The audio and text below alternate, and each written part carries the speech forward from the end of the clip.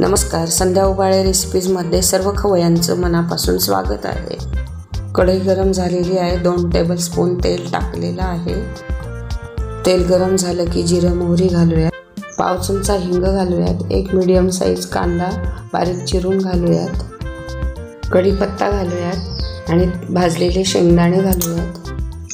थोडं परतून घेऊयात आणि कांदा छान गुलाबी झालेला आहे। आता आपण यामध्ये सर्व भाज्या घालूयात। यामध्ये मी घेतलेला आहे पत्ताकोबी, गाजर, मटार।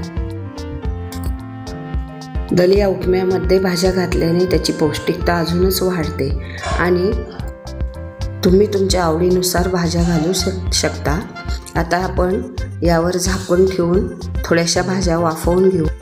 आता यामध्ये घालायचं आहे हिरवी मिरची, आलं, लसूण, जिरेचं वाटण। यामध्ये हा ठेचा छान परतून घ्यायचा आहे आणि 1 टोमॅटो बारीक चिरलेला घालायचा आहे। कोथिंबीर घालायची आहे। हे छान परतून घ्यायचं आहे। यामध्ये चवीनुसार मीठ, साखर घालायची आहे।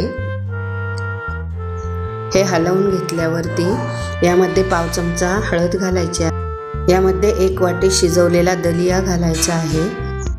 दलिया घातल्यावर चांगलं मिक्स करून घ्यायचं आहे। कोथिंबीर घालायची आहे आणि एक झाकण ठेवून दणदणीत वाफ आणायची आहे। बघूयात वाफ आली का?